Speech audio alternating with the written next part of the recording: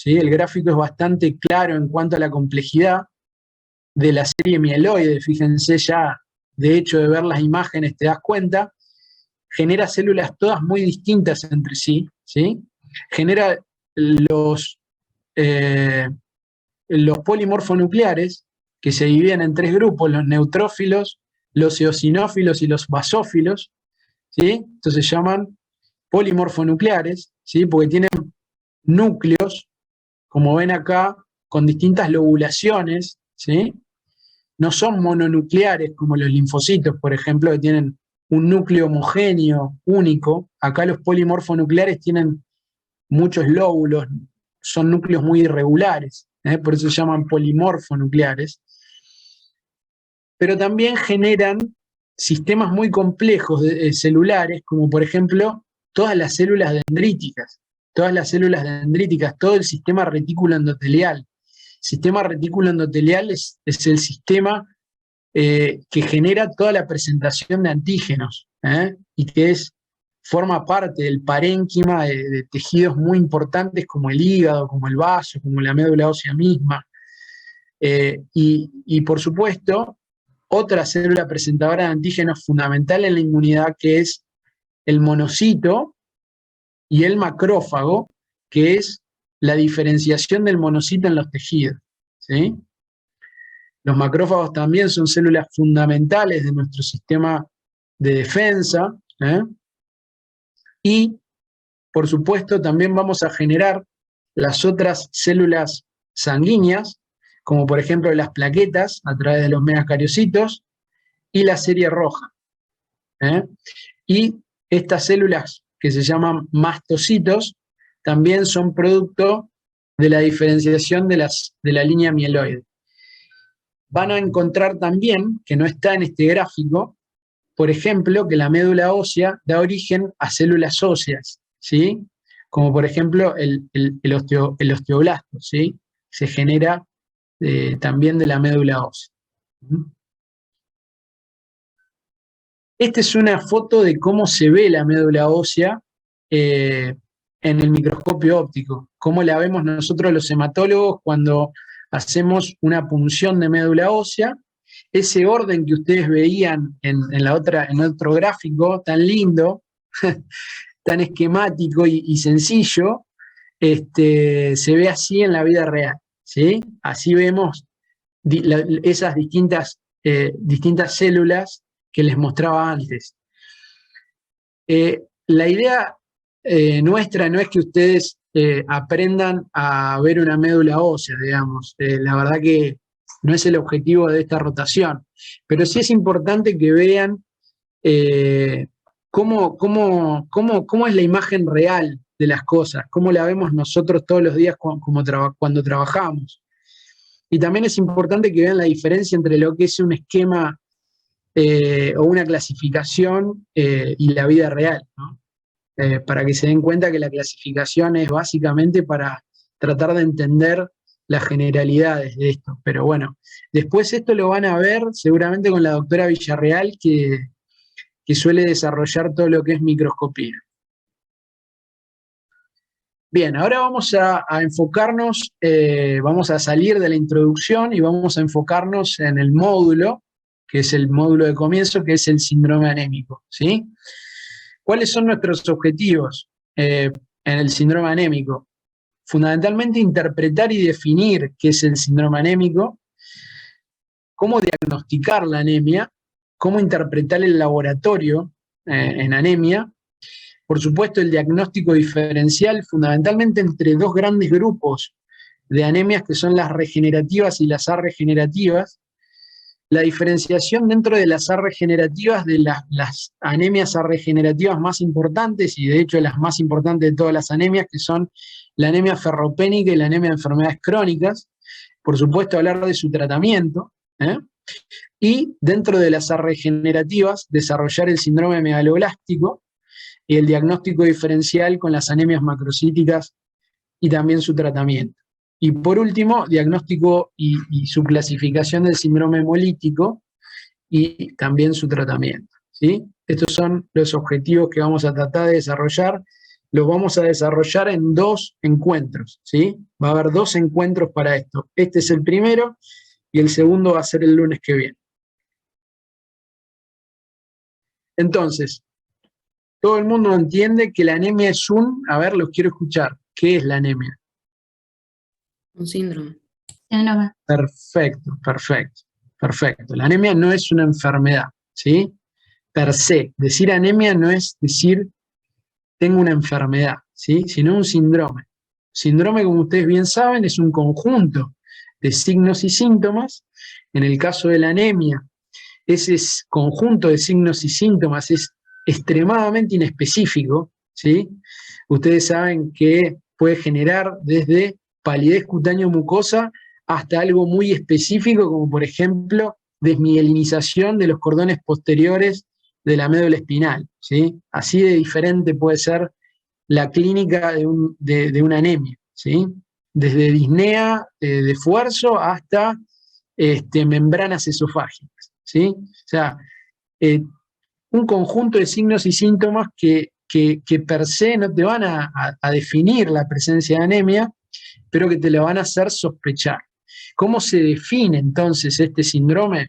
A través del laboratorio, ¿sí? No podemos basarnos solamente en la clínica. Acá la clínica no es soberana, como les gusta decir a los clínicos, la clínica no es soberana en este caso, sino que por supuesto que es importante, nos hace sospechar el diagnóstico, pero lo tenemos que confirmar con un buen laboratorio. En ese caso, el laboratorio, lo más importante del laboratorio es el famoso hemograma. Y dentro del hemograma, según la definición de la Organización Mundial de la Salud, la hemoglobina, ¿sí? La variable más importante es la hemoglobina, ¿sí?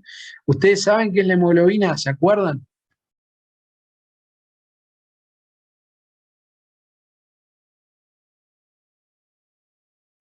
Sería la proteína que transporta el oxígeno. Bien. Leonel, ¿qué tipo de proteína es la hemoglobina? ¿Te animás a decir qué tipo de proteína o Sí, cómo sería? sí, Ajá. una proteína compleja, cuaternaria creo que era. Perfecto. ¿Por qué es compleja? ¿Por qué decir que es compleja?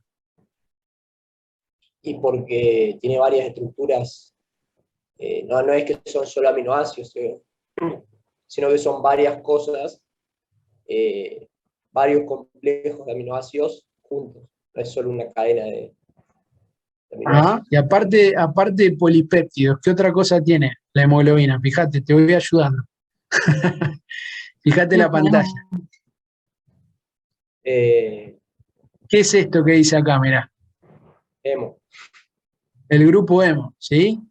¿Qué significa esto? Que como vos bien dijiste, está perfecto, la hemoglobina no es solamente una proteína, es una proteína compleja, porque no está constituida solamente por polipéptidos, ¿sí? Sino que tiene otras estructuras que no son proteicas, que se llaman hemo. La parte polipeptídica, o básicamente proteica de la hemoglobina, son las globinas, que son estos rollos que ven acá, blancos y anaranjados, ¿sí? Esas son las globinas.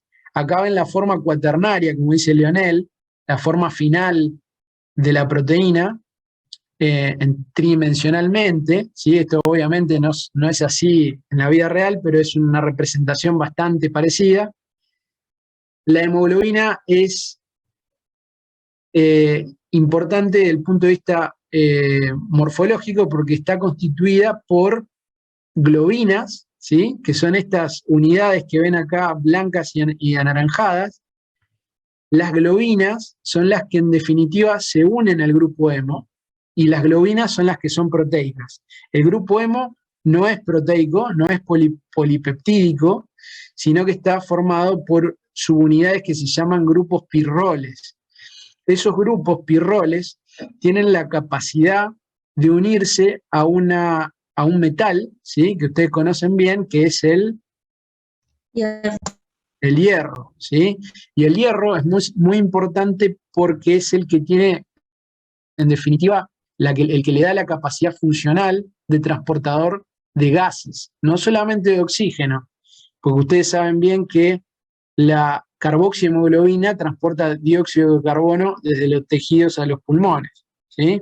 Y también saben seguramente, porque lo han visto en otras especialidades, que la hemoglobina tiene gran afinidad por otros gases, como por ejemplo el monóxido de carbono, que es un gas tóxico, ¿sí? Por lo tanto, decimos que la hemoglobina es una proteína transportadora de gases, ¿sí? No solamente de oxígeno. Y cada uno de estos grupos hemo, como ven acá, se puede unir a una molécula de oxígeno, ¿sí? O sea que por cada proteína de hemoglobina, ¿sí? Que tiene 4 subunidades de globinas, y con cada subunidad de globina se une a un grupo hemo, ¿sí? Podemos decir que entonces que la hemoglobina se une a 4 moléculas de oxígeno. Cada hemoglobina se une a 4 moléculas de oxígeno, porque cada una de sus subunidades, que tiene cada una un grupo hemo, es decir, 4, se van a unir cada una a una molécula de oxígeno, ¿sí? En el caso de la hemoglobina del adulto, tiene 2 subunidades alfa y 2 subunidades beta, ¿sí? Esa es la hemoglobina del adulto 1, la más importante. Esa hemoglobina representa más del 97% de la hemoglobina del adulto. A esa hemoglobina la puede reemplazar en el caso de que falte, como en algún tipo de talasemia, la hemoglobina A2. La hemoglobina A2 tiene 2 grupos alfa y 2 grupos delta, ¿sí? Y por último, la hemoglobina fetal, que es la hemoglobina que representa más del 90% de la hemoglobina de la edad fetal, ¿sí?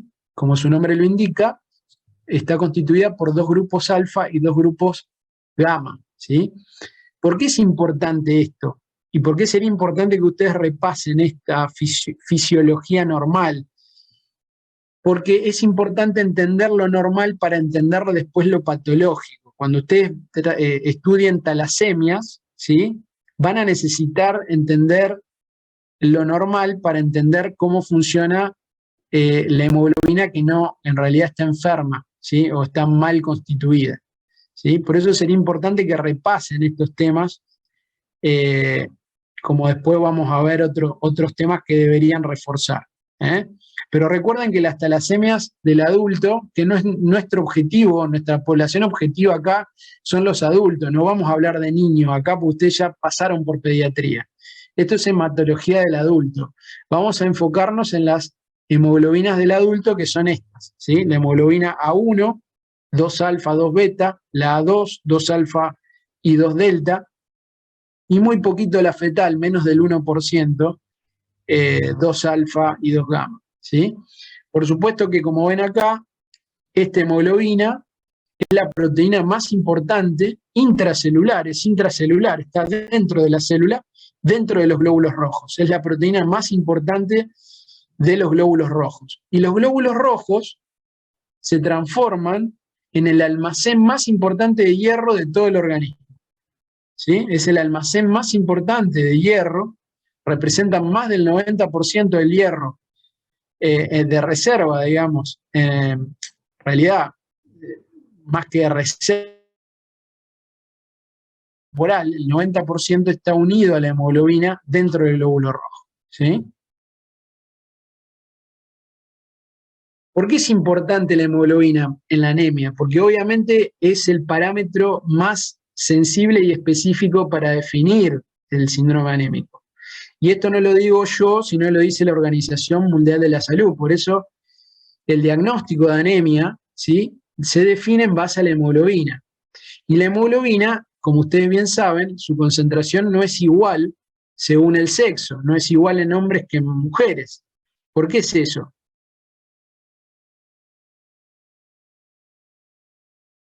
No me van a decir que la Organización Mundial de la Salud es discriminadora de las mujeres, ¿no? Por favor. ¿Por la concentración de la sangre? No, Por la cantidad de Los nitrocitos. requerimientos de oxígeno. no, Por la masa, o sea, la masa en general es más grande. ¿Qué tenemos distinto a los hombres con de las mujeres? El porcentaje de masa muscular. Fémur más grande. Periodo menstrual. De a uno. Sí, las mujeres menstruan y los hombres no.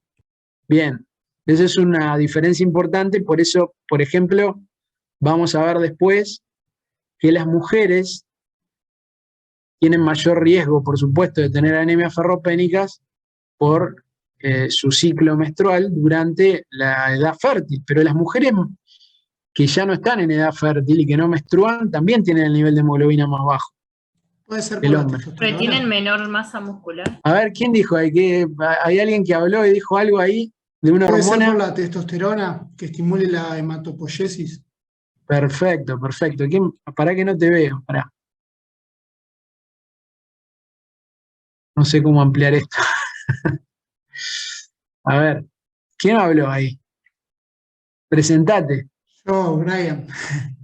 Brian, bueno, Brian, muy bien, tal cual. Es eso, una de las cosas más importantes que diferencian la masa globular y por supuesto también la demanda de oxígeno que tiene que ver también con, por ejemplo, la masa muscular y demás. Una de las cosas más importantes es esa diferencia hormonal, ¿sí? Por supuesto que, como decía la compañera ahí, está perfecto, la hemoglobina tiende a ser menor siempre en la mujer también, sobre todo en la edad fértil, por las pérdidas, ¿no? Pero fundamentalmente es la testosterona la que diferencia el nivel medio. Igualmente, yo les aclaro que esto es un nivel medio. No significa que todos los hombres sí o sí van a tener 13 o de 13 a 16,5, ¿sí? Todos los hombres, ¿sí? Hay hombres que pueden tener 12,8, digamos, están un poquito por debajo del nivel normal. Eso no significa necesariamente que estén anémicos en todos los casos. Si vos sos estricto en base a este parámetro de diagnóstico, decís, bueno, está anémico, tiene 12,8. Ahora después vamos a ver que hay una variable que también se puede utilizar que se llama desvío estándar. ¿Qué es eso? Digamos, el desvío estándar, 2 desvíos estándar de la media para abajo, 2 desvíos para abajo o 2 desvíos para arriba, se pueden utilizar como los parámetros de normalidad cuando vos querés evaluar a un paciente por afuera de una población normal, ¿sí? Usando un promedio, ¿qué sería interesante en ese caso? ¿Qué sería interesante de esa interpretación? Que vos, si tenés la media de un paciente, el promedio de hemoglobinas normales, entre comillas, de ese paciente, sin considerar el promedio poblacional, si es 2 desvíos estándar por debajo de la media, podrías decir que ese paciente está anémico, incluso si la hemoglobina es mayor a 13 gramos. No sé si me explico, ¿sí? Si vos tenés la media de un paciente de hemoglobina, ¿sí? Y ese paciente tiene 2 desvíos estándar por abajo de ese valor medio, aunque la hemoglobina, si es varón, le da más de 13, podría ser baja igual. ¿Me explico? Pero para eso necesitaría saber la media de mi paciente. Eso es muy difícil de tener. Por eso generalmente nosotros nos basamos en puntos de corte fijo, ¿sí? Por eso decimos, los varones son 13 gramos, las mujeres no embarazadas son 12, y las mujeres embarazadas, acá lo tienen, 11, ¿sí? ¿Es 11 a lo largo de todo el embarazo?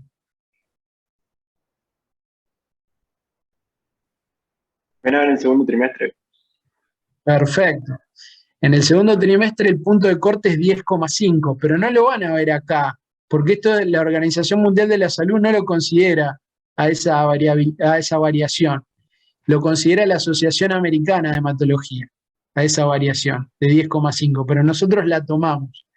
En el segundo trimestre del embarazo, el nivel de hemoglobina baja por la hemodilución, ¿sí? Ustedes saben que las mujeres generan un 25% más de plasma, ¿sí? y eso hace que se produzca una hemodilución que es mayor, es máxima en el segundo trimestre del embarazo, y eso genera lo que históricamente se conocía como anemia fisiológica del embarazo, término muy confuso que hay que tratar de evitar de utilizar, ¿sí? No se llama más anemia fisiológica, lo que hay que entender es que son puntos de corte distintos, ¿sí? ¿Qué significa esto? Si tenés una paciente en el segundo trimestre del embarazo que tiene 10,5 gramos de hemoglobina, esa paciente no tiene anemia, no es que tiene anemia fisiológica del embarazo, ¿sí? De 10,5 para arriba no es anemia, punto, ¿sí? Si tiene menos de 10,5 en el segundo trimestre del embarazo, es anemia, ¿tá? Si estás en el primero o en el tercero, el punto de corte es 11, ¿sí? ¿Se entiende esto? Bien, y esto es importante fijarse lo que dice arriba, al nivel del mar. ¿Por qué? Porque la OMS también establece cambios según la altitud, ¿sí? ¿Por qué es importante eso? En nuestra zona no es nada importante esto porque estamos acá, ¿sí? Estamos al nivel del mar. Ahora, si vos te vas a trabajar a La Paz, ¿sí? Y estás, qué sé yo, a 4.500 metros sobre el nivel del mar, obviamente la presión de oxígeno va a ser menor, vas a producir más eritropoyetina, y eso va a hacer que produzcas más glóbulos rojos, como le pasa a los futbolistas cuando van a la altura de La Paz a jugar con Bolivia, ¿sí? ¿Qué pasa? Están mareados, les duele la cabeza y juegan mal, es una excusa, ¿no? Pero en definitiva, pasa eso, realmente pasa eso. Uno produce más eritropoyetina, eso hace que se generen más glóbulos rojos y que el punto de corte sea superior. Esto es para arriba, ¿sí? La anemia en este caso se corrige para arriba. La hemoglobina normal es más alta, ¿sí? No sé si me explico. También hay que corregir en base al hábito tabáquico, porque pasa exactamente lo mismo, ¿sí? Ustedes saben que el cigarrillo genera hipoxipoxemia, ¿sí? Sobre todo con el aumento, digamos, del hábito, hace que la hipoxemia sea cada vez más importante, y esa hipoxemia genera el mismo fenómeno que marcábamos acá arriba. O sea que habría que corregir también en base a los paquetes día, ¿sí? ¿Saben calcular los paquetes día o no? Paquetes año. Los paquetes año, tenés razón. Sí. ¿Cómo se hace? Número de cigarrillos al día por años desde que es fumador dividido 20. Ah, bien, perfecto. Yo tengo una más fácil, ¿sí? La cantidad de paquetes que fuma por día, suponete que te dice 1, estamos hablando de 20 cigarrillos, ¿no? No el de 10, el paquete grande, ¿sí? Un paquete por la cantidad de años que fuma, ¿sí? Es decir, si fuma un paquete desde hace 20 años, son 20 paquetes año. ¿Se entiende? Más fácil. Pero también en lo que vos dijiste es lo mismo, ¿sí? Y eso nos permite hacer el cálculo, ¿sí? Igualmente esto es paquetes día, no es paquetes año, pero en definitiva podés utilizar la clasificación de alta jerarquía, de jerarquía intermedia y jerarquía baja, según los paquetes año, y funciona algo bastante similar. Entonces volvamos al síndrome anémico. Ese conjunto de signos y síntomas, una clínica inespecífica, más un laboratorio que es definitivo, ¿sí? A ver, me gustaría que ustedes me cuenten cuál es la clínica de un paciente con anemia. A ver. Todo lo que se les ocurra. Palidez, Disnea, astenia, cansancio, taquicardia. Pará, vamos de a poco, de a poco. Disnea, ¿qué tipo de disnea? De esfuerzo. Esfuerzo. Perfecto, es una disnea progresiva de esfuerzo, ¿sí? A veces, en los pacientes que ya están disneicos por otra causa, puede desencadenar o empeorar una disnea preexistente, ¿sí? El típico ejemplo es un paciente cardíaco con insuficiencia cardíaca, un paciente cirrótico, ¿sí?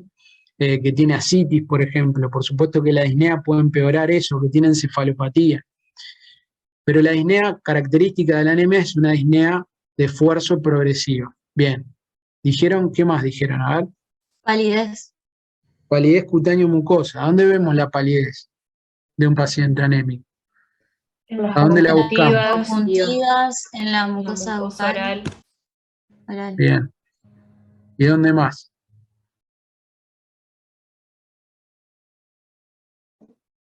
En la piel, en los pliegues. En el lecho unguial, ¿sí? La famosa presión del lecho unguial para ver el relleno capilar. ¿Se acuerdan de eso? ¿Sí? Que en general tiene que rellenarse alrededor de los 3 segundos. ¿Sí? Son todos elementos bastante relativos, ¿no? Pero bueno, es donde lo buscamos. Está bien. ¿Qué más? Astenia. Astenia. ¿Qué más? Y también la clínica de la causa de la anemia. A ver. Por ejemplo, sangre oculta en materia fecal o Pero sangrados. sangre oculta en materia fecal Sí, no es eso clínica. no, sí, no está en la clínica. Claro. Pero sangrados, No, menómetro. hemorroides, Bien, bien, bien. ¿Qué más? Palpitaciones también. Palpitaciones. Taquicardia. ¿Qué tipo de taquicardia? ¿Ustedes ya pasaron por cardio? ¿Sí? Sí. Bueno, entonces no tienen excusa. ¿Qué Taquicardia tipo de sinusal. taquicardia? sinusal. Taquicardia sinusal, muy bien. ¿Qué frecuencia máxima tendría que tener si solamente tiene anemia? A ver. Con una taquicardia sinusal. 120. Hasta 120, 130, muy raro. Más que eso, muy raro. ¿Sí? Alrededor de eso. ¿Y cómo es el ritmo sinusal? ¿Regular o irregular? Regular. Regular. Siempre regular, siempre regular. Bien, ¿qué más? Sigan con cardíaco, a ver qué otra cosa cardíaca pueden encontrar en la Dar un anemia. soplo funcional. ¿Y cómo es un soplo funcional? No sé. Fundamental. A ver, primera pregunta, ¿un soplo funcional es sistólico o diastólico? A ver, Histórico. Histórico. siempre sistólico, siempre sistólico. Generalmente, ¿en qué foco lo van a ir a buscar a ese foco funcional sistólico? ¿En qué lugar lo van a ocultar? En el aórtico. Aórtico. Exactamente. ¿Qué otra característica tiene ese soplo? ¿Tiene frémito o no tiene frémito? No. No tiene frémito. Perfecto. O sea, es un soplo que en base a la clasificación de la New York Association es como máximo 1 o 2. Nunca 3. 3 es con frémito. O sea, ¿qué quiere decir esto? Que es un soplo suavecito, ¿sí? Se oculta, pero habitualmente se oculta con el estetoscopio, no lo va a palpar, ¿sí? Perfecto. ¿Qué más? A ver. Cefalea, puede tener. Cefalea, muy inespecífico. Mareo. ¿Qué más? Mareo. Súper inespecífico. ¿Qué más les parece? A ver.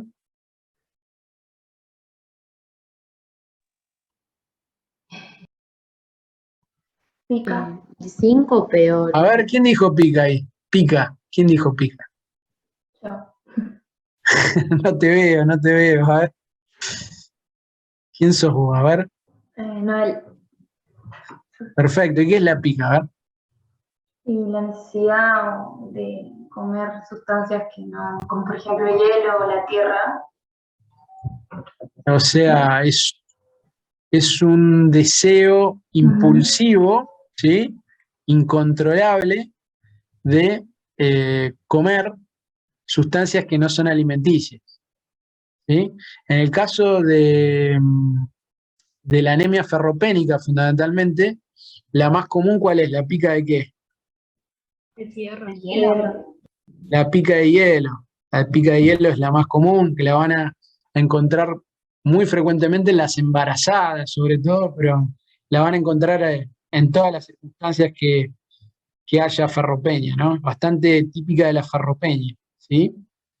En los niños es más común la pica de tierra, ¿sí?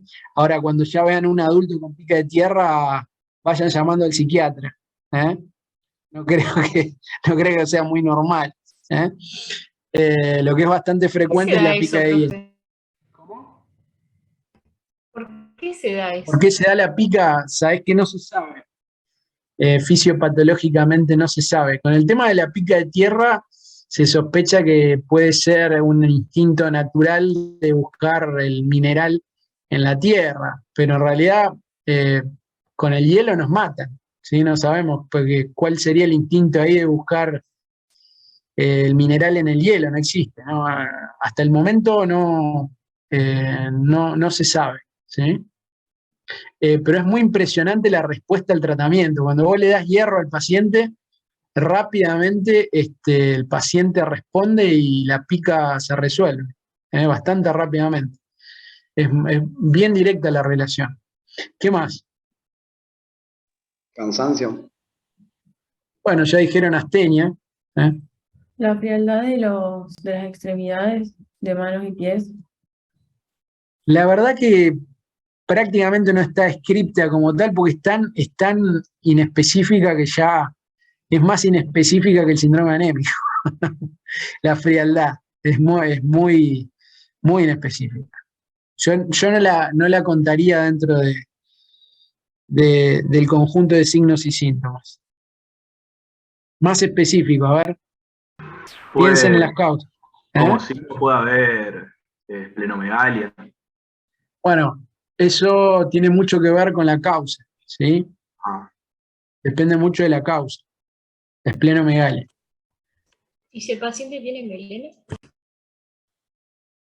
Perfecto, perfecto. El síndrome ictérico es uno de los síndromes que se asocia al síndrome anémico, ¿sí? Ustedes ya saben, porque ya están en quinto año, saben que el objetivo de esta cátedra, de la cátedra de clínica médica, siempre es intentar que ustedes tengan la capacidad de armar los grandes síndromes. Ese es el objetivo de toda la cátedra, que ustedes terminen clínica médica y sepan elaborar los grandes síndromes, ¿sí?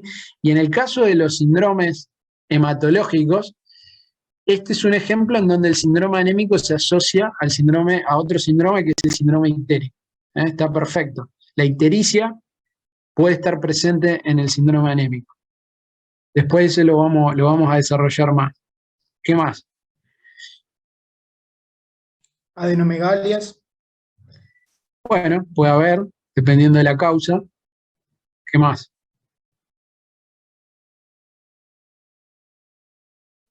El paciente puede referir melena. Sí, ya hablaron hoy del tema de las causas, ¿no? Las pérdidas. Piensen en la signo-sintomatología de la anemia pura, digamos, no de la causa, sino de la anemia.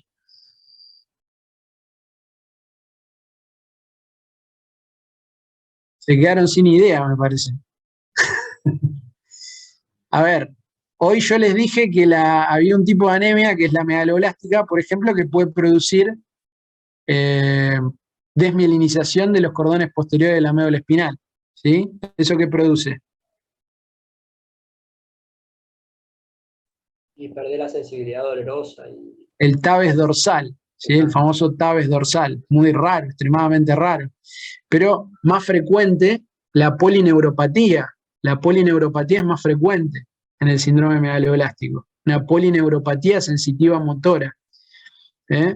También el trastorno cognitivo que puede producir la desmielinización. El trastorno cognitivo, la desmielinización se produce tanto en el sistema nervioso central como periférico.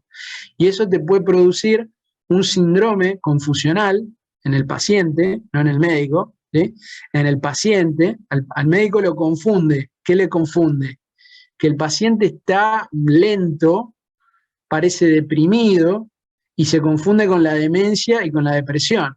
Eso también puede ser otra manifestación, en este caso neurológica, del síndrome megaloblástico, y cuyo diagnóstico diferencial es la depresión y el síndrome demencial, ¿sí? La demencia. Desde el punto de vista gastrointestinal, pueden tener también en el megaloblástico la macroglosia, la glositis, ¿sí? La inflamación de la lengua y la depapilación de las papilas gustativas, que eso es bastante característico de la megaloblástica. También pueden tener, como les mencioné hoy, por ejemplo, membranas esofágicas con disfagia. Eso también es otra manifestación más típica del síndrome megaloblástico. Más común, problemas de conciliación del sueño y del descanso, ¿sí? Los pacientes te dicen que no tienen sueños reparadores. Los pacientes te pueden mencionar que no pueden concentrarse y no pueden rendir adecuadamente en el trabajo o en el estudio, ¿sí? Quizá a alguno de ustedes le pasó, si tuvieron anemia y justamente están en la facultad. O sea, fíjense todas las cosas que hablamos, y fíjense que ninguna de las cosas que dijimos son específicas de nada, ¿sí? Ninguna de esos elementos diagnósticos son específicos de nada. No te pueden definir per se la presencia de anemia. Obviamente te hacen sospechar. Cuanto más porotitos tenés dentro de la cesta, más es que sospechás de la anemia. Pero lo vas a terminar definiendo en base a esto, que se llama laboratorio. Y ahí empezamos el tema del laboratorio, ¿sí?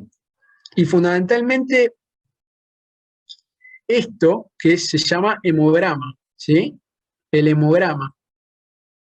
Tenemos dos tipos de hemograma, o dos tipos de hacer el hemograma, dos formas de hacer el hemograma. Una es la automatizada, que ustedes seguramente habrán visto más de una vez, ¿sí?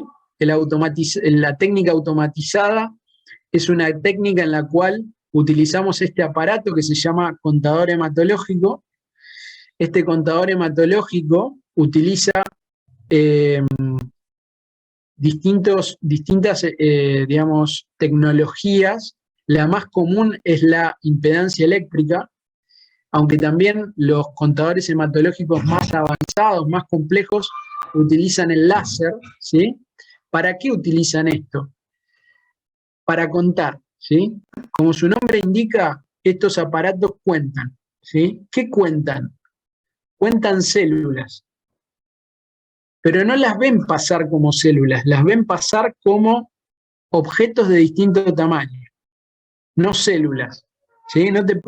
El contador hematológico no te va a diferenciar un linfocito de un glóbulo rojo como vos lo podés hacer en el microscopio óptico, ¿sí? No te va a decir, esto es un glóbulo rojo porque es bicóncavo, rosadito, no tiene núcleo, entonces es un glóbulo rojo, no es un glóbulo blanco. No, el contador hematológico ve tamaños, ¿sí? Clasifica por tamaños. Tiene la capacidad de aspirar la muestra por acá, esta aguja que ven acá, ¿sí? Aspira la muestra es sangre venosa, anticoagulada, ¿sí? Habitualmente se utiliza la heparina o el ETA como anticoagulantes, y aspira la muestra y luego genera un flujo unicelular. Tiene la capacidad de generar un flujo célula a célula, una célula atrás de la otra, ¿sí? Y esa columna de células, ¿sí? Va a pasar, en el caso de la impedancia eléctrica, por un campo eléctrico, es decir, un campo formado por un ánodo y un cátodo, ¿sí? Una carga positiva y una negativa, y la diferencia que se genera en base al tamaño de cada una de las células que pasa, la diferencia en ese campo eléctrico, va a generar un número que le va a decir al contador, esto que pasó es un glóbulo rojo, ¿sí? Esto otro que pasó es un glóbulo blanco. ¿En base a qué? En base al tamaño, ¿sí? De lo que pasó. ¿Se entiende? Si pasa algo muy chiquito, lo cuenta como plaqueta. Si pasa algo mediano, lo cuenta como glóbulo rojo. Si pasa algo más grande, lo cuenta como un glóbulo blanco. ¿Se entiende? ¿Sí? ¿Cuál es el problema? Que si, por ejemplo, tengo hemólisis, ¿qué voy a tener? Un montón de qué. De pedacitos de eritrocito, ¿Y eso cómo lo puede contar el contador? como plaqueta. Perfecto. Entonces, ¿qué puedo tener ahí? Una pseudotrombocitosis.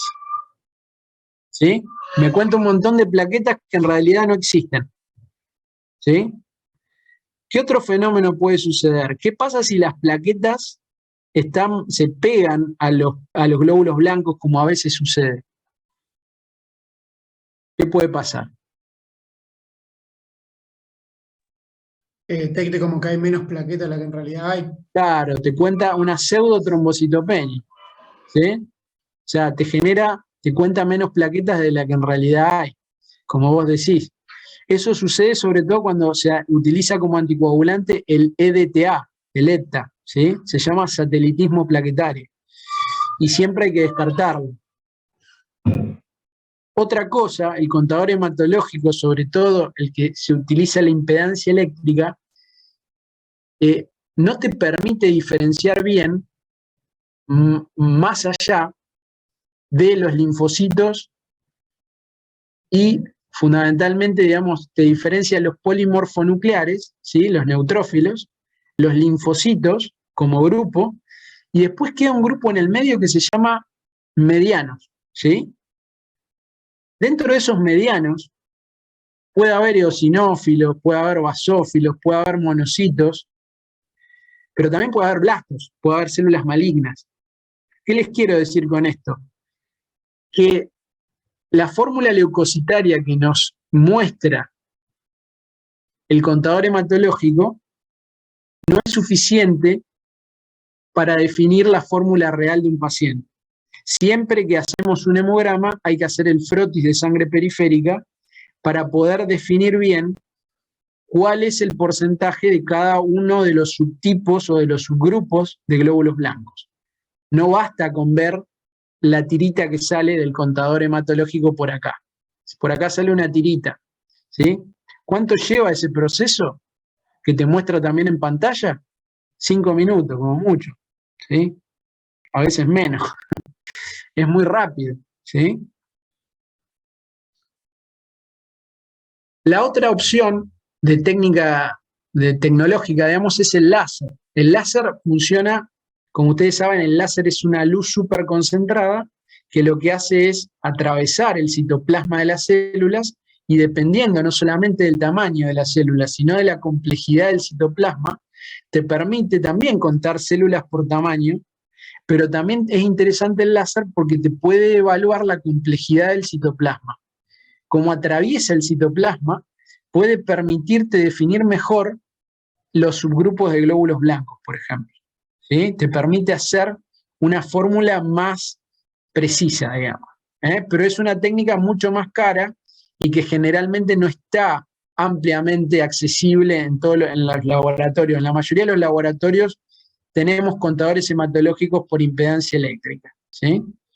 Y después la otra forma de hacer un hemograma es la manual, es haciendo cada uno de los pasos a través de reacciones manuales y a través del microscopio óptico, ¿sí? Ya lo vamos a ver ahora específicamente. ¿Qué ventajas entonces tiene el contador automatizado? ¿Sí? Fundamentalmente la velocidad, por eso se usa en lugares en donde hay mucha consulta, donde hay mucha gente, ¿sí? La rapidez, ¿sí? Como les decía, menos de 5 minutos versus de 30 a 40 minutos el manual. La precisión y la reproducibilidad, por supuesto, ¿sí? Y te permite tener algunos parámetros que no te va a ser fácil obtener. No es que no se puede, pero no es tan directo ni tan fácil obtener por el manual, que son el Red Distribution Width o amplitud de distribución eritrocitaria y los valores corpusculares, ¿sí? Los valores corpusculares que son el volumen corpuscular medio o VCM, la concentración de hemoglobina corpuscular media y la hemoglobina corpuscular media, ¿sí? Esos valores los podés obtener haciendo fórmulas de 3 simple, pero es bastante complejo y los bioquímicos que hacen las técnicas manuales le vas a tener que rogar que te los haga generalmente porque no te los van a querer hacer porque es bastante más trabajoso, ¿sí? Y el Red Distribution Width, que vamos a ver qué es, o amplitud de distribución eritrocitaria, directamente no se puede hacer manual. La forma que te lo van a informar los bioquímicos cuando hagan el hemograma manual es con la anisopoiquilocitosis. Ahora yo después le voy a explicar qué es eso, ¿sí? ¿Cuáles son las ventajas del manual entonces? Fundamentalmente el costo, por supuesto, es mucho más barato. Si vos trabajás en un laboratorio chico, en un lugar chico, no podés mantener un contador hematológico, ¿sí? Sale mucha plata. Y si no tenés la suficiente cantidad de gente, no lo vas a poder mantener. Entonces, si ustedes trabajan en lugares chicos, como médicos, seguramente no van a tener un hemograma automatizado, ¿sí? Van a tener un hemograma manual. Por eso tienen que saber que existe. Por eso es que yo les estoy contando todas estas cosas, ¿sí? No van a ver como en los hospitales que por ahí visitan ustedes acá en Santa Fe, Cuya, en el Iturraspe, los automatizados en todos lados, ¿sí? De hecho, en los dispensarios por ahí no contás tampoco con eso en todos lados. La precisión del hematocrito es una gran ventaja del manual, ¿sí? Ahora vamos a ver qué es el hematocrito. Y este concepto es muy importante. El frotis se tiene que hacer siempre, en todos los métodos. Frotis de sangre periférica. ¿Ustedes entienden bien qué es el frotis? ¿Sí? ¿O no?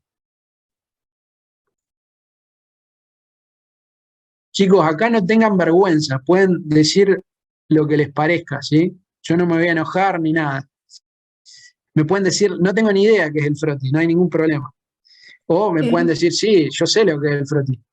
Es A ver. una muestra de sangre que se extiende sobre un portaobjetos Ajá. y se somete o se hace un tratamiento para ver las células que contiene. ¿Qué es ese tratamiento? ¿Qué se le pone? ¿Qué se le agrega? Hematoxilina y eosina.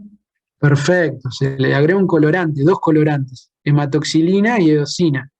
Esos colorantes te permiten teñir el citoplasma y el núcleo. Entonces te permite diferenciar esos 2 elementos de las células. Y como vos sabés, dependiendo de las células pueden ser eosinófilas o pueden ser basófilas, ¿sí?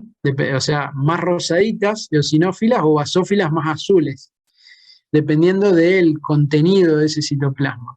Eso nos permite ver los glóbulos rojos como glóbulos rojos, los glóbulos blancos van a ver cómo se ven más violetas, ¿sí? Y eso nos permite, en definitiva, el frotis nos permite hacer, y le permite al bioquímico hacer esto que se llama recuento manual. El bioquímico puede hacer el recuento manual, contar cuántos glóbulos blancos hay, contar el subtipo de glóbulo blanco, ¿sí? Neutrófilos, eosinófilos, basófilos, linfocitos, monocitos, etc. ¿Sí? Lo puede hacer gracias a esa tinción que se llama, en realidad, el May-Grunwald-Giemsa, ¿sí? Así se llama. Sí, eso, o sea, en realidad se usa Giemsa, no se usa May-Grunwald-Giemsa, así se llama, ¿sí? May-Grunwald-Giemsa.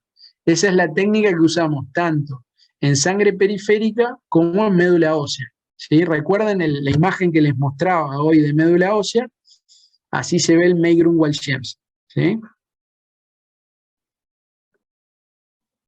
Bien, sí. Cuando decís que debe hacerse siempre el frotis, es cuando estás buscando... Perdón, no te escuché. Cuando digo... que tenemos que hacer siempre el frotis. Es cuando estás buscando patologías sanguíneas, ¿no? No, siempre hay que hacer el frotis. Si yo te digo que veo los frotis de todos mis pacientes, te voy a mentir, ¿sí? No veo los frotis de todos mis pacientes. ¿Por qué? Porque algunos pacientes los conozco perfectamente. Ahora, si yo estoy estudiando un paciente nuevo, por ejemplo, que no conozco, siempre le tengo que ver el frotis. ¿Está? ¿Por qué? Porque el frotis, de nuevo, no reemplaza, perdón, el contador hematológico no reemplaza al frotis, porque en el frotis podés ver muchísimas características que solamente podés ver a través del frotis. Por ejemplo, la morfología de los glóbulos rojos, la morfología de los glóbulos blancos, el contenido de los glóbulos blancos, la presencia en la sangre de sustancias o de elementos que no son propios de la sangre, como parásitos, por ejemplo. Hay un montón de cosas que ves en el frotis que no lo puedes resolver con la tecnología. Por eso es necesario, en teoría, hacer el frotis en todos los hemogramas. No sé si me explico bien con eso. Sí, sí, y cuando sos médico, de atención primaria, Si no sos pedís el hematólogo, hemograma y si no abajo sos, frotis. si no Ajá. sos hematólogo, no importa, porque te vas a basar en el frotis que vea el bioquímico. No es que todos los médicos obviamente van a estar viendo el frotis de sangre periférica, pero te vas a basar en lo que vea tu bioquímico, ¿sí? El bioquímico Sí, lo sí. tiene que ver al frotis. Eso es lo que te quiero decir. Si sos hematólogo, lo vas a tener que ver vos también al frotis. Claro, claro.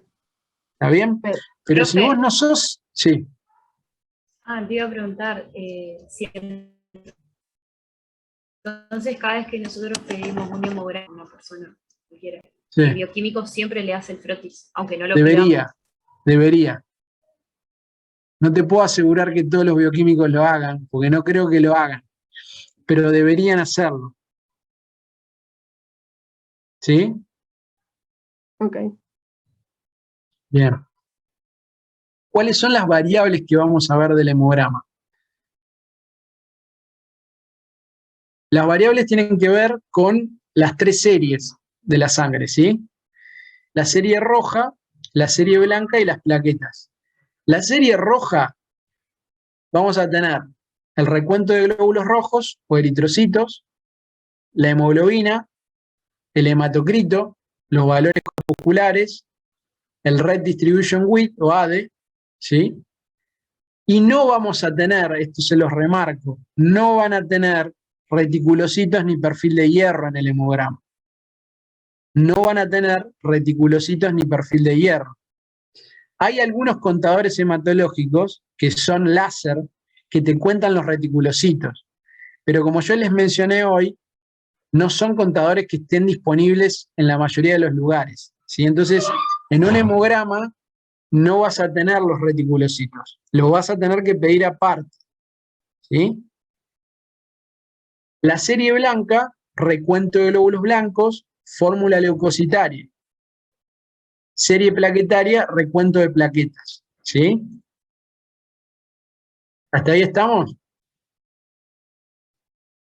Ahora, ya hablamos de la hemoglobina, dijimos cuál era la importancia de la hemoglobina. ¿Eso les quedó claro o tienen alguna duda? No, profe. La hemoglobina es una proteína intracelular, por lo tanto, para medir la concentración de hemoglobina, tanto por la técnica manual como por la técnica automatizada, ¿qué vamos a tener que hacer? ¿Qué se va a tener que hacer?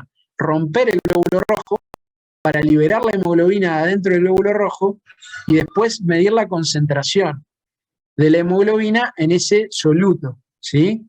Es una técnica colorimétrica, generalmente es una técnica química, digamos, no se hace a través del microscopio, es una técnica química, ¿sí? O bioquímica, que no utiliza la observación directa, por supuesto, ¿sí? Sino que mide concentraciones a través de una reacción colorimétrica, ¿sí? Tanto en la forma automatizada como en la fórmula manual. El hematocrito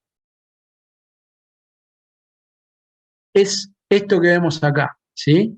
A ver, ¿quién se anima a explicarme estas imágenes que ven acá? A ver.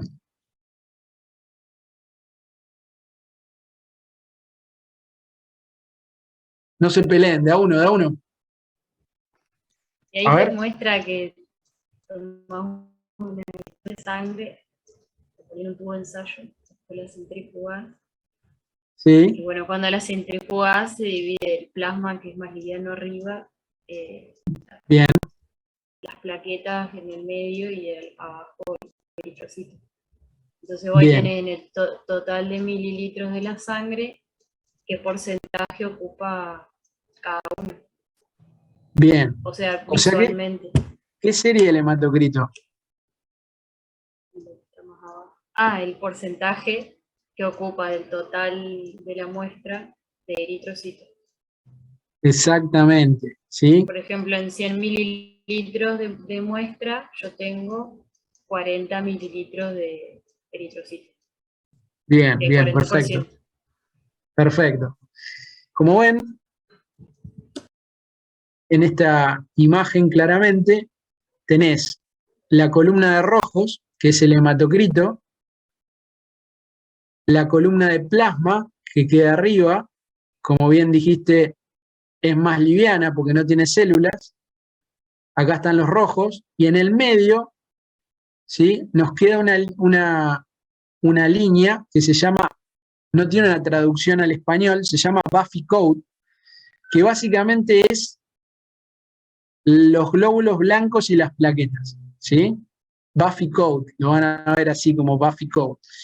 Generalmente esa línea blanca no se ve, ¿sí? No es que se ve así tan claro, generalmente casi no se ve, es una linita como trazada a lápiz. Como ven acá, la columna de plasma siempre es mayor a la columna de rojos, siempre va a ser mayor, salvo que el paciente tenga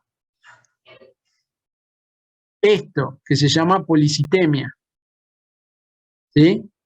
En ese caso, hay menos plasma que glóbulos rojos porque hay demasiados glóbulos rojos. Si tengo anemia, se va a acrecentar la diferencia entre el plasma y los rojos, por supuesto, porque la columna de rojos se reduce, y lo normal, como les decía, es que haya un poquito más de plasma que de glóbulos rojos, ¿sí? Esta es una forma muy sencilla y muy directa de analizar la relación entre los rojos y las demás células. Es muy directa, la ves a simple vista, y es así, ¿sí? O sea, vos ves el tubo y ahí ves, y lo podés medir en una tabla que se llama ábaco, ¿sí? Así se llama la tabla que te permite decir, bueno, acá hay 45% de hematocrito, 46%, etc. Se puede hacer esto directamente en un tubo o se puede hacer en un capilar, sin sacar sangre con aguja, ¿sí? Se puede hacer en un capilar con una gota de sangre. Eso lo usamos mucho en los bancos de sangre porque podemos centrifugar esos capilares y con una gotita de sangre hacer exactamente lo mismo. A ese capilar lo ponemos, lo contrastamos con una tabla que se llama ábaco y con una gotita de sangre sin sacar tanto volumen, sin sacar, qué sé yo, 5, 10 centímetros cúbicos de sangre, podemos calcular el hematocrito, ¿sí? O sea que el hematocrito puede ser un hematocrito de tubo o un hematocrito capilar.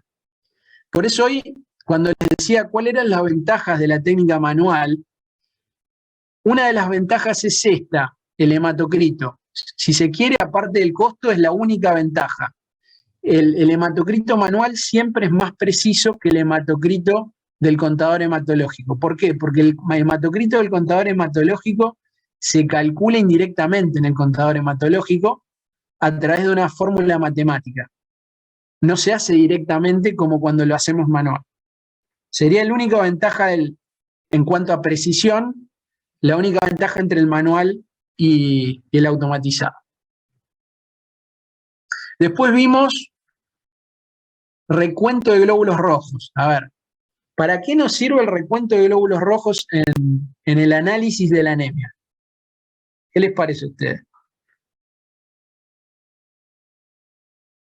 Yo te digo, tengo 3.555.255 glóbulos rojos por centímetro cúbico. ¿Me pueden decir qué tengo? Si tengo anemia, tengo poliglobulia o estoy normal. ¿Me pueden decir si tengo anemia, por ejemplo, en base a eso? al recuento de glóbulos rojos? ¿El recuento de glóbulos rojos está en la definición de la OMS? No. No, no está. No está, está la hemoglobina. El hematocrito tampoco está.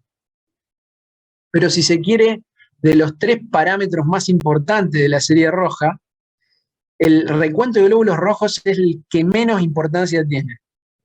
Para lo único que nos sirve el recuento de glóbulos rojos es para dejarla tranquila a doña Rosa, que nos pregunta, y doctor, ¿cuántos glóbulos rojos tengo? Siempre te preguntan eso, ¿sí? Y señora, está bárbara, tiene 3.255.255 glóbulos rojos. Excelente. Es para lo único que te sirve, porque todos los viejos te preguntan lo mismo, ¿sí? ¿Cuántos glóbulos rojos tengo? En realidad no importan los glóbulos rojos, lo que te importa es la hemoglobina y el hematocrito. ¿Cuándo puede ser interesante saber los glóbulos rojos o comparar los glóbulos rojos con la hemoglobina? Fundamentalmente en la talasemia, chicos. Acuérdense de esto, en la talasemia pasa algo muy loco, que es que tenés muchos glóbulos rojos. O sea, el paciente viene y te dice, doctor, a mí me derivan porque me dicen que estoy anémico, pero fíjese la cantidad de glóbulos rojos que tengo. Tengo 6.250.000 glóbulos rojos, una cosa de loco, no sé por qué me dicen que estoy anémico. Resulta que le ves la hemoglobina y tiene 9,5 de hemoglobina. ¿No? Es una paradoja. Tenés muchos glóbulos rojos con una hemoglobina baja. Y después le ves el BCM, el volumen corpuscular medio, ¿sí? Y está bien chiquito, tiene 60 fentolitros, por ejemplo. Es una bien microcítica la anemia. ¿Alguna vez escucharon de esto? ¿Esta situación? Puede ser porque compensa el organismo con más glóbulos Sí, rojos. sí, muy bien. ¿Y por qué sucede eso? ¿Cuándo sucede eso? Es un defecto genético, digamos, que Muy bien. ¿En qué defecto genético? A ver. en la formación de la hemoglobina puede ser. Excelente, en las talasemias pasa eso. Entonces, cuando vos veas paciente anémico por hemoglobina, con mucho glóbulo rojo y glóbulos rojos chiquititos, ¿sí? Pensá que puede tener una talasemia. En mi práctica hematológica es para lo único que lo uso, a los glóbulos rojos, ¿sí? Ahí Juliana Sakamoto le va a preguntar a su papá, que seguramente le va a decir lo mismo, ¿sí? Para lo único que usamos esto es para la cantidad de glóbulos rojos, para las talasemias, fundamentalmente. Mucho glóbulo rojo con una hemoglobina baja y BCM chiquitito, ¿sí? Eso te hace pensar en las talasemias. ¿Hasta acá me van siguiendo? Bien. Entonces, los valores corpusculares, ¿qué son los valores corpusculares? A ver, el volumen corpuscular medio es el volumen promedio de los glóbulos rojos, en fentolitros. Va de 80 a 100, eso es lo normal. ¿Para qué me sirve el BCM? Para definir si mis glóbulos rojos son chiquitos, son normales o son aumentados, están aumentados de tamaño, ¿sí? Me permite clasificar la anemia según el tamaño de los glóbulos rojos, microcítica, normocítica o macrocítica, ¿sí? Dentro de los valores corpusculares también tenemos la concentración de hemoglobina corpuscular media y la hemoglobina corpuscular media. Ese parámetro se asocia mucho a la hipocromía, ¿sí? Nos sirve para ver cuando los glóbulos rojos, si el CHCM o el HCM están bajos, significa que tengo menos concentración de hemoglobina y seguramente tengo hipocromía, ¿sí? Eso se ve fundamentalmente en la ferropenia, ¿está? De los 3 parámetros, el más importante es el BCM, el que más utilizamos, fundamentalmente para la clasificación según tamaño de los glóbulos rojos. Ustedes a eso lo van a ver en la mayoría de los libros, pero yo les voy a ir mostrando después cuando hagamos el diagnóstico de anemia, van a ver que es un elemento más, digamos. No es que es central siempre, que es lo más importante. Es un elemento más dentro de los demás, ¿sí? Por supuesto que es importante, pero no es el único ni el más importante. Y después tenemos el RDW, o Red Distribution Width, que es la amplitud de distribución eritrocitaria. A ver, el que me explique esto, le doy el premio al mejor estudiante de hematología. A ver, acá les dejo el gráfico, a ver quién me lo explica. ¿No es la variedad de tamaño que hay entre todos los eritrocitos, digamos?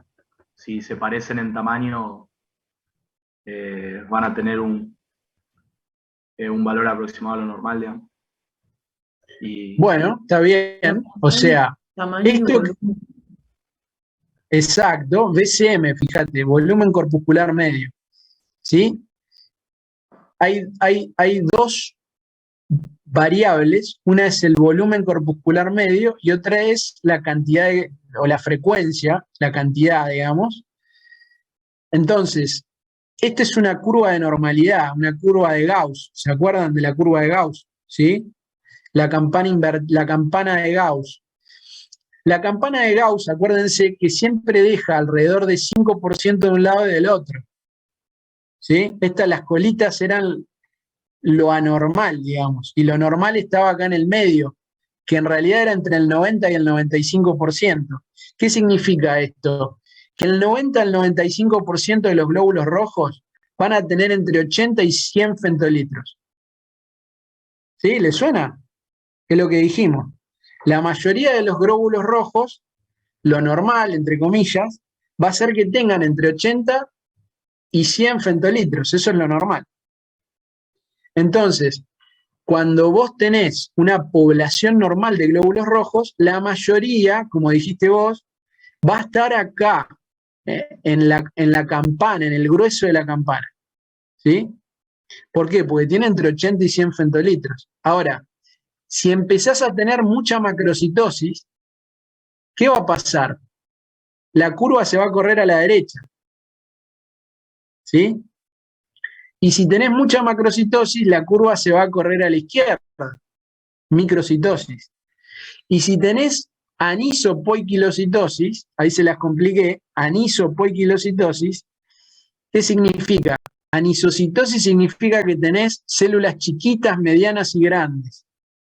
Células muy dispersas, desde chiquitas a grandes.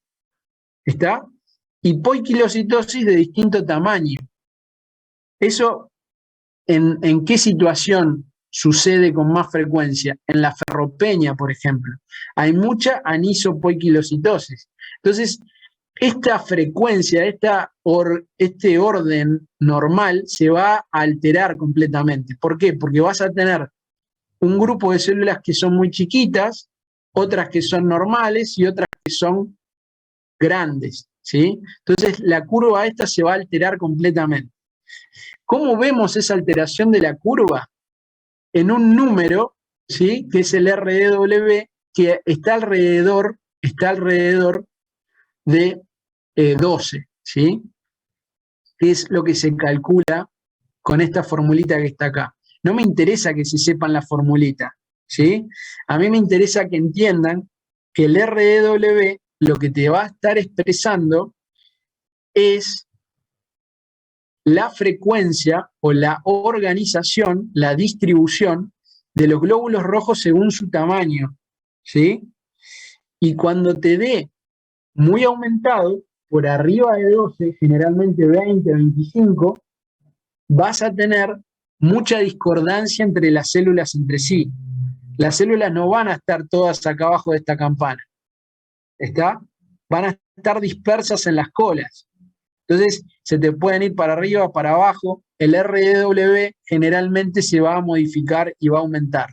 Cuanto más diferencia haya entre los glóbulos rojos entre sí en tamaño, mayor va a ser el RDW. ¿Qué te va a indicar eso? Que hay mucha anisopoiquilocitosis. Y es un marcador indirecto de ferropenia. Entonces, ahora combinemos lo que dijimos hoy. Si vos tenés una hemoglobina baja, tenés un BCM bajo y tenés un RDW alto en una paciente joven con polimenorrea, ¿qué vas a pensar? ¿Qué tipo de anemia tiene esa paciente? Sin hacer un estudio de anemia. Lo más probable es que esa anemia sea ferropénica, ¿sí? ¿Por qué? Primero tenés anemia por la hemoglobina baja. El BCM es bajo, es microcítica. Y tenés un RDW alto, tenés mucha anisopoiquilocitosis. Si tenés un hemograma manual, el bioquímico te va a decir anisopoiquilocitosis, no te va a tirar el valor del RDW. Si tenés un automatizado, sí lo vas a poder ver. ¿Qué te permite eso? Decir con alta probabilidad que esa paciente seguro tiene una anemia ferropénica, ¿sí? Y podés empezar un tratamiento empírico sin estudiarlo, sin hacer el estudio de anemia. ¿Está? ¿Por qué? Porque tenés una causa evidente. La chica te dice, mira, doctor, yo tengo menstruaciones que me duran entre 8 y 10 días por ciclo, ¿sí? Y uso 6, 7 paños por día, más o menos, ¿sí? Por lo menos 5 días. Ya está. Y tenés ese hemograma. No necesitas hacerle un perfil de hierro, reticulocitos, etc. Te podés manejar con esos datos. Y podés combinar esas 3 variables que te van a aumentar mucho la probabilidad de hacer un diagnóstico etiológico y una caracterización de la anemia mucho más precisa, combinando esas 3 variables. Hemoglobina, valor del BCM fundamentalmente, y el RDW. Generalmente en esos casos las plaquetas, ¿cómo van a estar? En la ferropenia, ¿cómo están las plaquetas? A ver. ¿A quién le doy el premio? Al alumno de hematología 10, chico 10 o chica 10. A ver, plaquetas, ¿cómo están en la ferropenia? ¿Normales, bajas o altas? A ver.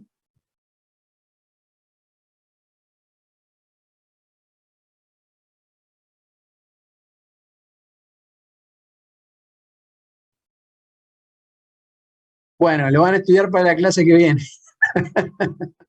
Lo van a estudiar para la clase que viene.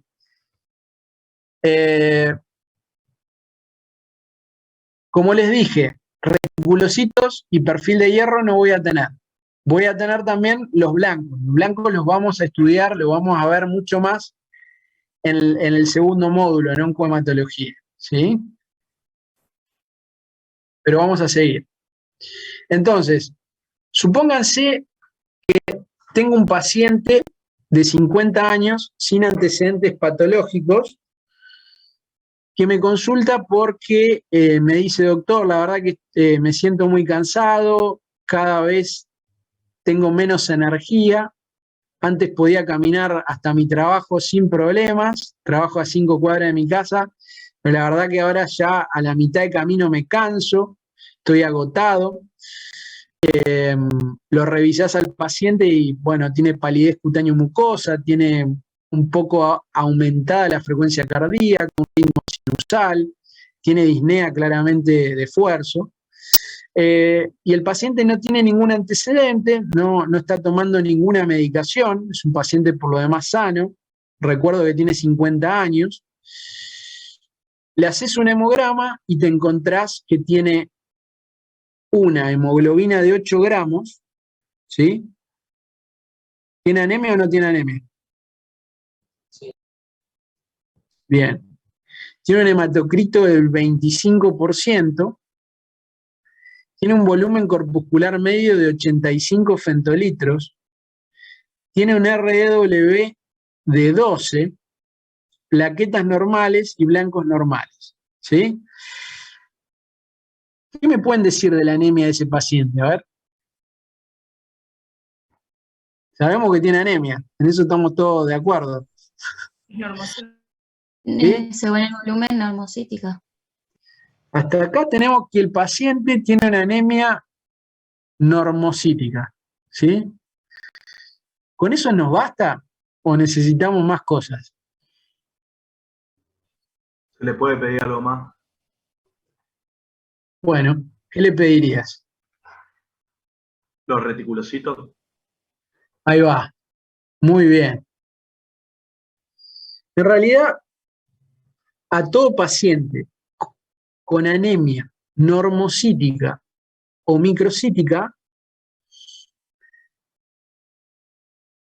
siempre vas a necesitar, si no tenés una causa clara, como les mencionaba hoy, ¿sí? Si no viene una chica o un muchacho consangrado o alguna causa muy evidente,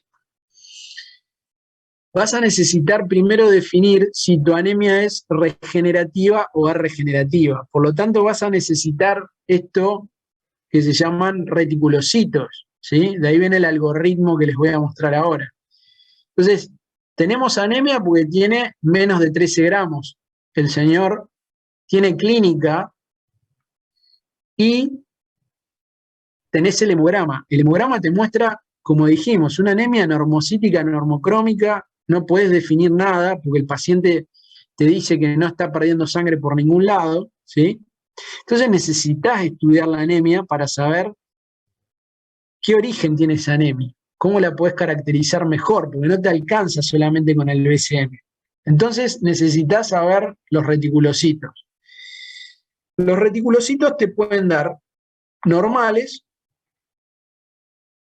en las anemias más frecuentes de todas, que son las anemias arregenerativas, ¿sí? Acuérdense de esto, otro concepto general muy importante. ¿Cuáles son las anemias más frecuentes? Las arregenerativas, ¿sí? Más del 90% de las anemias son arregenerativas. ¿Por qué? Porque dentro de estas anemias con reticulocitos normales o bajos, vamos a tener a la anemia ferropénica y a la anemia de enfermedades crónicas, que son las anemias por lejos más frecuentes de todas, ¿sí? ¿Cómo vamos a tener el BCM? Bueno, puede ser normal o puede ser bajo. ¿Qué significa eso? Que yo solamente con el BCM no puedo asegurarme de que mi paciente tiene una anemia ferropénica o no. ¿Por qué? Porque no todos los pacientes con anemia ferropénica van a ser microcíticos, van a tener microcitosis. De hecho, lo último que sucede en la ferropenia es la microcitosis. Es la última alteración, la más tardía. O sea que vos podés estar años con normocitosis, ¿sí? Sin tener justamente ese parámetro de BCM bajo. Por lo tanto, si el BCM es normal o bajo, vas a necesitar el perfil de hierro. ¿Está? Una aclaración muy importante. Los reticulocitos generalmente se piden aparte, como les mencionaba, porque no se ven en el contador hematológico. No, el contador hematológico no los cuenta como tales. Recuerden que los reticulocitos son los precursores de los glóbulos rojos. Acá tienen una foto de un reticulocito, parece un buñuelo, fíjense, ¿sí? Esta es una imagen de microscopio electrónico, cómo se ve un reticulocito. Los reticulocitos son los precursores inmediatos de los glóbulos rojos. ¿Qué tienen en su interior los reticulocitos? Todavía algunos elementos citoplasmáticos de las células precursoras, como ribosomas, algo del sistema retículo endotelial, y eso es lo que hace que el citoplasma sea reticulado. ¿Cómo se ven los reticulocitos? En la tinción de May-Grunwald-Shemsa, que yo les mencionaba hoy, que es la que usamos en sangre periférica o en médula ósea, no podemos diferenciar el glóbulo rojo del reticulocito. Para diferenciarlo necesitamos otra tinción que se llama celeste de Crecil, ¿sí? Esa tinción nos permite contar los reticulocitos, pero no basta con contar los reticulocitos. Tengo que relacionar la cantidad de reticulocitos con la hemoglobina o el hematocrito que tengo. ¿Cómo deberían estar los reticulocitos en relación a la hemoglobina? A ver. Si yo tengo una hemoglobina baja, ¿cómo deberían estar los reticulocitos? Altos. ¿Cómo? Altos. Aumentados. Altos, exactamente. Son inversamente proporcionales a la hemoglobina.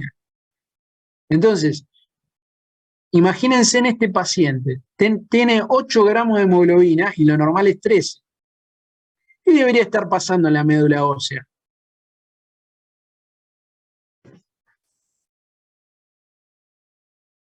¿Qué debería estar haciendo la médula ósea? Esté muy Generando, activa. ¿cómo? Esté muy activa, generando muchos Claro, reticulocitos. exactamente, generando reticulocitos, generando precursores, ¿sí? Entonces, cuanto más baja la hemoglobina, mayor deberían estar los reticulocitos. Por eso los reticulocitos que te tiene que informar el bioquímico son los reticulocitos calculados, que decimos nosotros, o corregidos. Los reticulocitos corregidos en base al valor de la hemoglobina o el hematocrito. ¿Está? Eso lo tienen que charlar siempre con sus bioquímicos. Hagan la especialidad que hagan. Le decís, che, Josecito, estos reticulocitos que me informaste, ¿están corregidos en base a la hemoglobina? ¿Por qué es esto importante? Porque muchas veces te van a informar, por ejemplo, 2,5% de reticulocitos, ¿no? Eso está en el límite superior de lo normal. Pero resulta que el bioquímico no lo corrigió.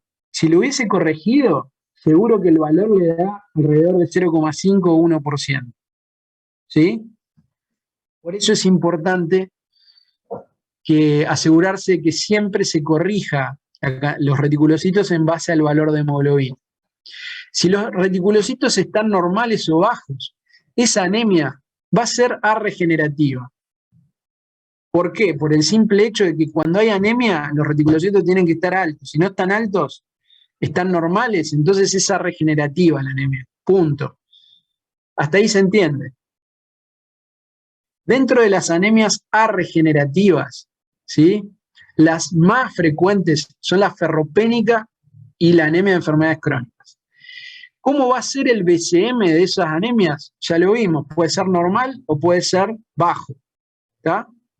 ¿Qué voy a tener que pedir cuando no tengo clara la causa? Necesito el perfil de hierro. ¿Sí? Ahora vamos a ir a ese perfil de hierro. A ver quién se anima a decirme qué es el perfil de hierro.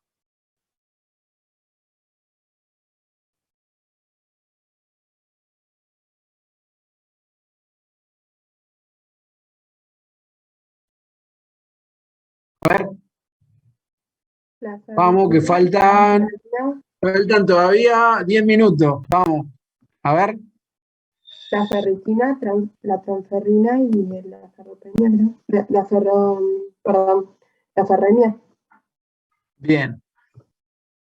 El perfil de hierro incluye a 3 parámetros. Vos dijiste la ferritina. La ferritina no estaría dentro del perfil de hierro.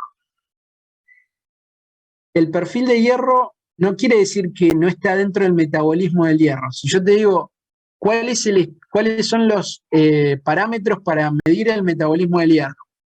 Decís, ferremia, que es la concentración de hierro en sangre, o sideremia, ¿sí? Son sinónimos, fíjate acá arriba, ferremia o sideremia, la saturación de transferrina, ¿sí? Y la capacidad de transporte de la transferrina, o TIBC. Esos 3 parámetros, ¿sí? Se llaman perfil de hierro. A eso se puede agregar la ferritina. La ferritina representa el almacén del hierro en el cuerpo, ¿sí? Pero si yo te pregunto cuál es el perfil de hierro, te estoy hablando de estos 3 parámetros, no de la ferritina. La ferritina va aparte, ¿sí? Está perfecto que la pidas a la ferritina. De hecho, es uno de los parámetros más útiles, ¿sí? Pero eso no implica que no tengas que pedir estos 3 también, ¿sí? Ferremia, saturación de transferrina y capacidad de transporte de la transferrina o TIBC. ¿Qué es esto? ¿Qué es esto? ¿Cómo se interpreta? ¿Ustedes saben qué es la transferrina o no? ¿Se acuerdan qué es la transferrina? La proteína transportadora de hierro. La proteína transportadora de hierro. ¿Y a dónde transporta el hierro? ¿A dónde está la transferrina?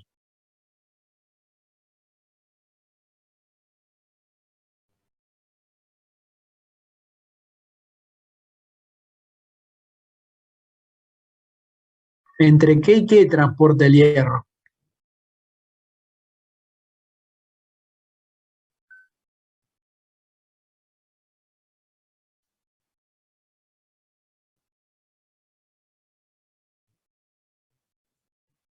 Puede ser, o sea, lo que vos consumís de los alimentos, de las células intestinales, a través de la sangre hacia la médula ósea y otras células del organismo.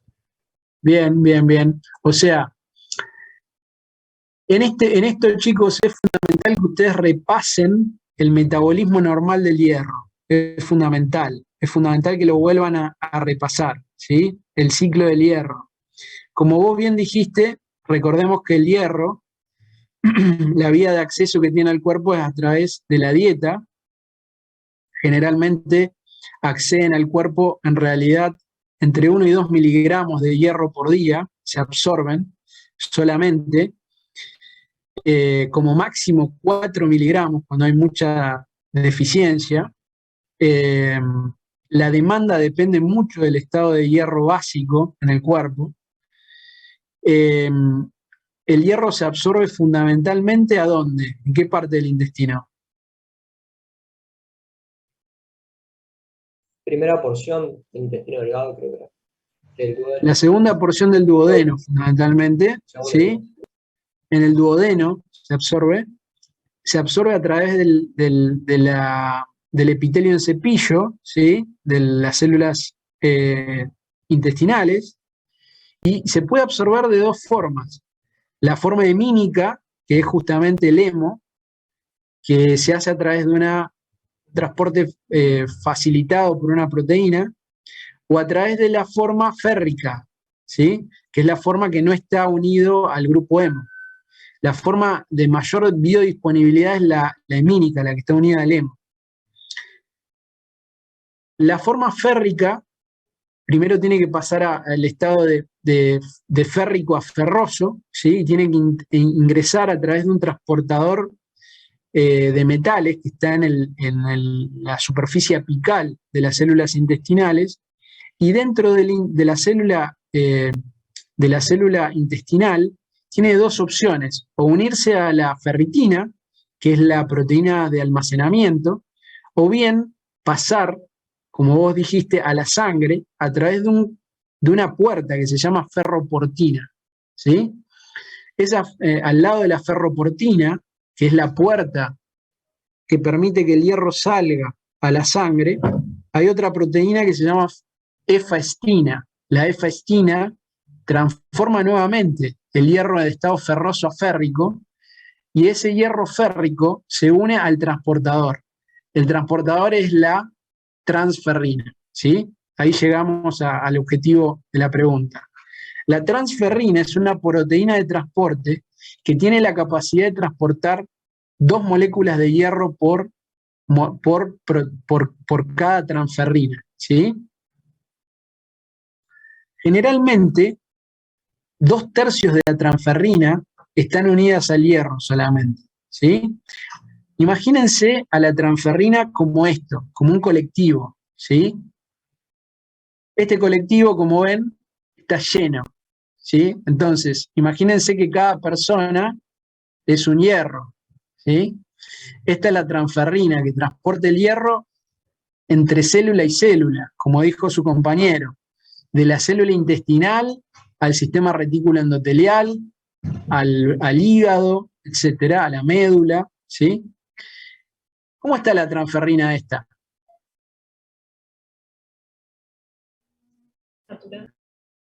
Está súper llena de hierro, ¿sí? ¿Cómo dirían que está la saturación de este colectivo? Alta. Bien, perfecto. ¿Y cuál sería la capacidad de transporte que tiene este colectivo? Así como está. Bajo. Perfecto. Ya me definieron una anemia de enfermedades crónicas. ¿Sí? ¿Cómo es la anemia de enfermedades crónicas? Como este colectivo.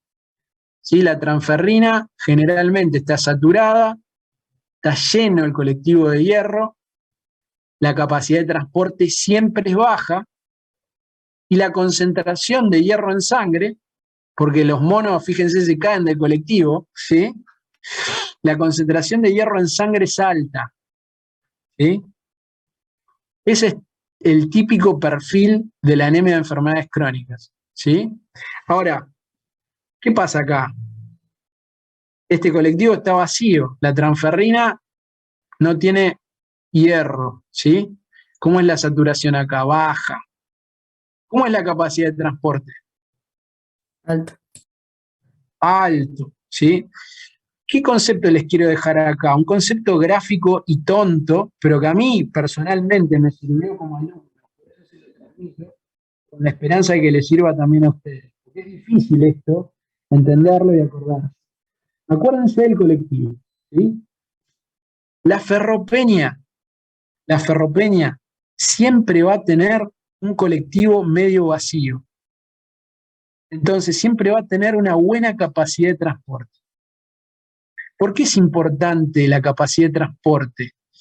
O la transferrina. Lo pueden ver como capacidad de transporte o como transferrina. O como receptor soluble de transferrina. Si son muy ricos y trabajan en el exterior, ¿sí?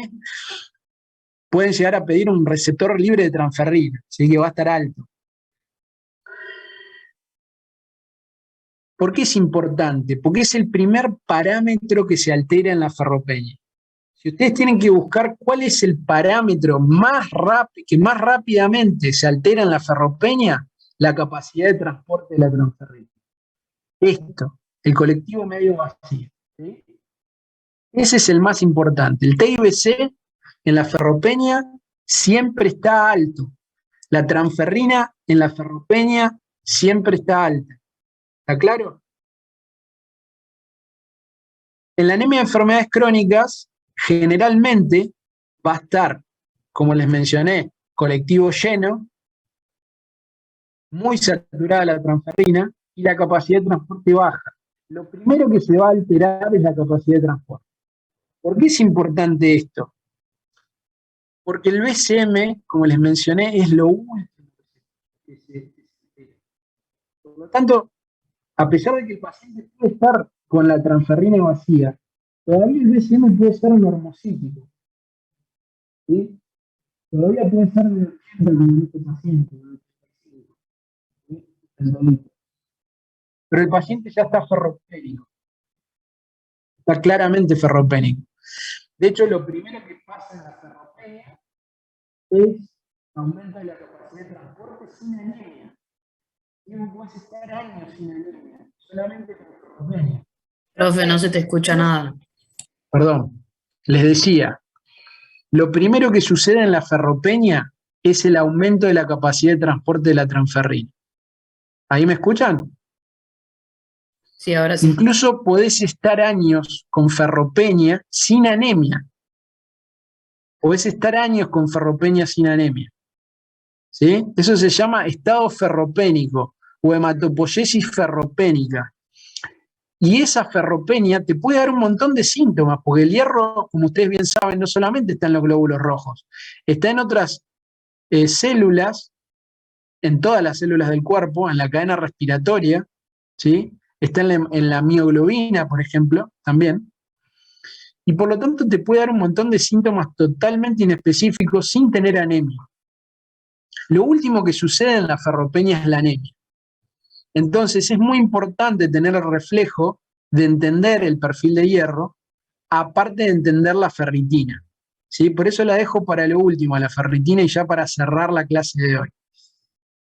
La ferritina, acuérdense que es una proteína de almacenamiento. ¿Sí? ¿Qué significa eso? Que es una proteína intracelular que sirve para que no te intoxiques con el hierro. Esto lo vamos a dejar para la clase que viene porque si no los voy a confundir mucho. Pero acuérdense, la ferritina es como una esponja que está dentro de las células, no solamente del glóbulo rojo, sino también que está dentro del enterocito, puede estar adentro del sistema retículo endotelial o de los macrófagos, y por supuesto que está también dentro de los eritroblastos, de los precursores de los glóbulos rojos. ¿Sí? Es como una esponja que permite almacenar grandes cantidades de hierro adentro de la célula. ¿Cuántos hierros, para que ustedes se den una idea, hasta 4.000 átomos de hierro, ¿sí?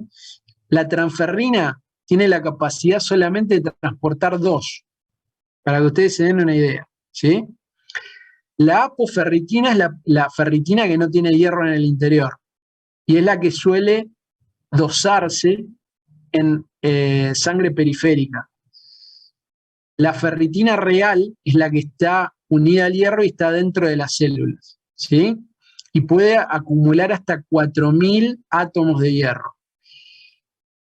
Pero todavía tiene capacidad de intercambiar ese hierro, ¿sí? Cuando hace falta ese hierro, la ferritina puede donar el hierro que tiene en su interior y la célula lo puede exportar, ¿sí? Por ejemplo, el sistema retículo endotelial puede exportar hierro para utilizarlo en la eritropoyesis.